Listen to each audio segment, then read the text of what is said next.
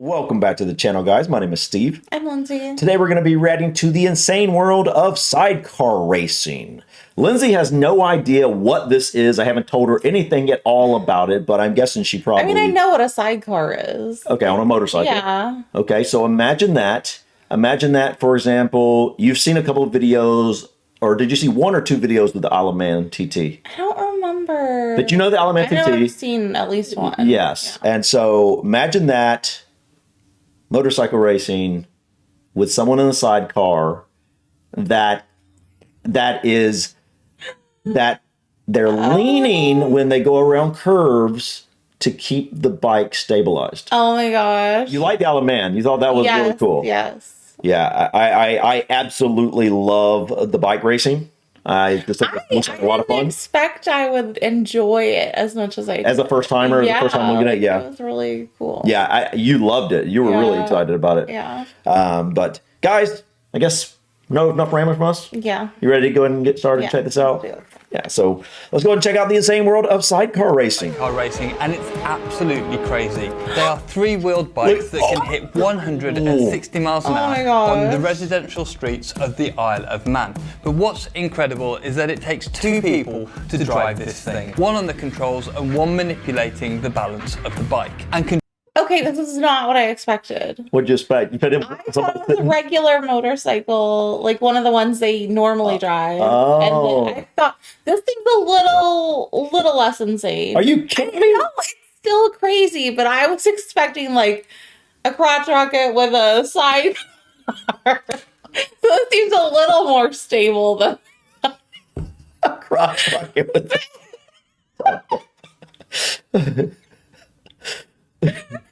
This makes more sense. Well, but this is still crazy. No, okay. Did you expect the other guy to be basically crawling on the outside of it? No, I just noticed that. Yes, that's the insane They're part. not inside anything? Like they're just hanging? Look, he has got to balance it.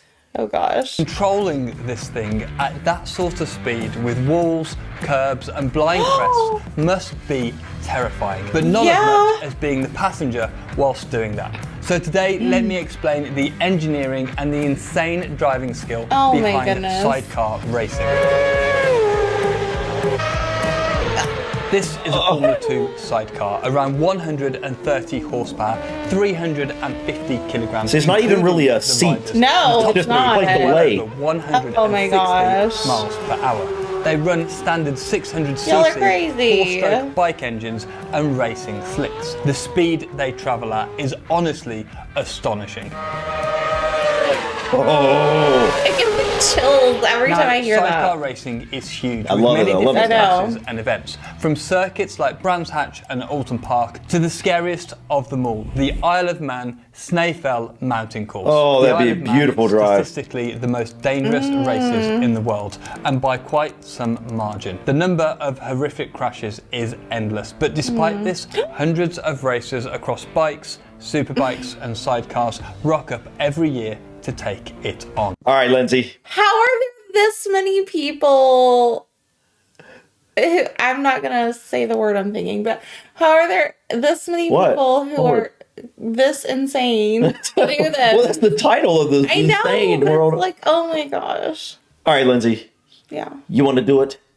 I mean, kind of. I'll be the driver. You be on the sidecar. Do, but not really. Are you gonna be sidecar? I'm gonna be driver or opposite? You want me to hang off, or you're gonna hang off? I would probably be the driver. Even though you are a better driver than me. Do you love me? Well, I might have to give you a hug beforehand because it might be our last time hugging. All right. And whilst I do moan about organisers making tracks too sterile at the moment with massive runoffs, the risks at the TT are far higher than I personally would take. One misjudgment or one mechanical failure could send you off a hill or into a brick wall. Wow. The track weaves through tight island roads for 38 miles with tight sections and more open weaving sections. I want to say, okay, picture this. You really, as the driver, I mean, technically both of you, but think about as the driver of the bike. you are really trusting your passenger to really vice versa too. No, I know, but like the passenger doesn't, because the weight of the bike, that passenger isn't like laying the correct place, right, the right time, it's over. You know what I mean? Well, but no, I mean, for the driver. That right, it does. I mean, so basically, you got to be best buddies. You got to have total trust in each other. Like this can't be somebody like, hey, John, nice to meet you. Let's go. Right, this has got to be something. It's kind of mind blowing, really like I said, that there's this many groups of people who have that level of trust. Flat out for minutes at a time. These sidecars manage an average of 120 miles per hour around these 200 turns. And to put this into perspective, the top class of superbikes, which are far, far lighter, manage this with a 130 miles per hour average. The TT is a time trial event that is held over a fortnight. 1 week of practice, and you're going to need every minute of that, and a week of races. They set the riders off 10 seconds apart. So whilst you are racing the clock, if you're quick, you have to put in some ballsy overtakes too. If you want to see loads of quality footage on this, check out the Freewheeling channel linked below. And thank you to them for supplying a lot of the footage for this video. And this track would be terrifying in a car, with 4 wheels and a roll cage, one driver, and the ability to take left and right-handed corners at the same sort of speed. But sidecars have none of these things. But before we get into it, some lingo. The sidecar itself is called an outfit. The person on the right is called the driver, and the madman who's hanging off the side is called a passenger. Anyway, from an engineering perspective, what makes these sidecars unusual is that they aren't symmetrical. They have 2 wheels in line and then 1 on the side. So when I'm driving on track, whether it's in Caterhams or Formula 1 cars, you get a feel for the car's cornering ability and then apply this to both left-handers and right-handers. However, these sidecars actually take right-handers far quicker than left-handers. And this is down to, in right-handers, the outfit leaning on that sidecar wheel, where in left-handers, the whole thing wants to tip over. Years ago, these outfits used to look more like a bike and sidecar. However, now they are bespoke racing units with advanced aero and much improved performance. They are powered by a single rear wheel, the one behind the driver, and are steered by the front wheel through some very small handlebars. They can also outbrake superbikes down to the huge slick tyres and the enormous car brakes that stop all 3 wheels. And look here, they use flat racing tyres. What happens if they're bald tires? Yeah, but what happens if they slam on brakes and that passenger, like the passenger's not ready? Like, you know what I mean? I guess the passenger, he's going to be ready, I guess, because he's going to be hanging on to his bar to make sure, like, because he's, But just wondering, because if it stops as fast as it says it does and you're going 100 miles per hour and then you stop, you know, you can imagine if you weren't prepared for that. Rather than the rounded bike tyres, so they have a much larger contact patch, so more grip in the corners and especially on the brakes. Look how fat those tires are. Question I'm sure you're all wondering, what about the dude on the back? Well, they are called passengers, or more casually, monkeys. And that kind of makes sense. These guys have to be incredible just to hold on at these speeds and G-forces. Their role is to maintain the balance of the outfit. Without them, the sidecar just wouldn't work. It would be minutes a lap slower around the TT course. So they cling on, staying out of the airflow on the straights and hang off either side around the corners, essentially making up for the uneven handling of the sidecar. Around right-handers, they climb over the top of the driver to keep the weight on the inside tyres. Then on left-handers, they hand precariously over the side. You gotta be in good shape. This is you do. That looks I was thinking that too. sketchy. They very often skid their backs along the surface of the track and can even get knocked off if the driver gets it wrong. Along the straights, they duck out of the airflow, then pop up in the braking zones to add as much drag as possible.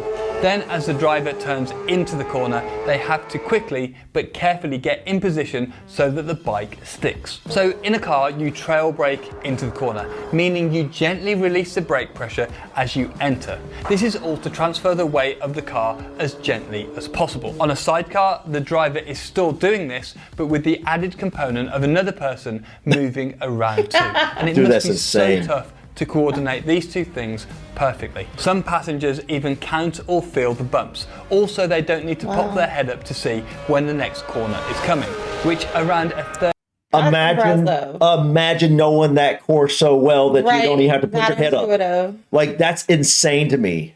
But I'm guessing, like these guys, they go these courses over and over and over again. Not only, as they're driving them, but they also over like a map or whatever. They probably look at them a lot. But yeah, that's impressive. It really is impressive. Yeah, definitely a skill. I wonder if women do this too, or if it's just men who are this crazy. I'm guessing that I wouldn't surprise me if some women do it, but obviously this is going to be dominated by men, I'm sure.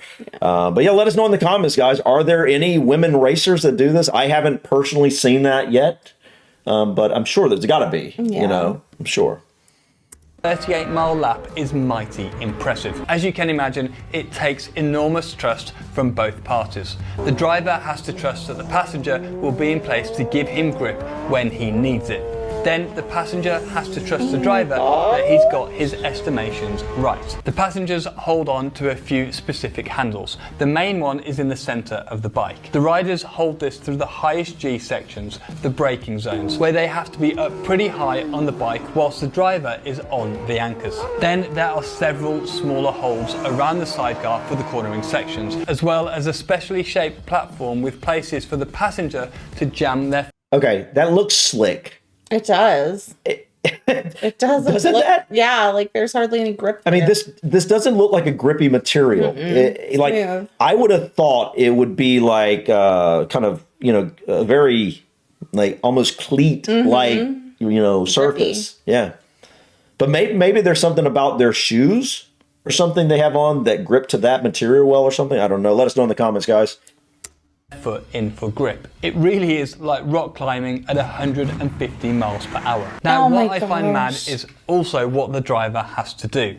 It's not like a car where the grip is more predictable and the balance of the car is pretty steady. The most a car changes is when the tyres wear or the fuel burns off, both of which happen slowly and predictably. But on these bikes, if the passenger isn't in the right place at exactly the right time, the bike won't have the grips you expect it to. There really are two people steering these sidecars. But the thing I can't get over is the enormous risk that every driver takes on this track. Many of the riders have rituals where they hug their families every time they get on the bike at this track, even in practice. No, all motorsport can be dangerous, and we go into it knowing the risks. The skill, composure, and dedication from these riders demands huge respect. One thing I had to find out was, how do you build up to doing this? How do you first learn the ropes from hanging off the side of a sidecar at silly speeds? Well, just like what karting is to single-seaters, miniature sidecars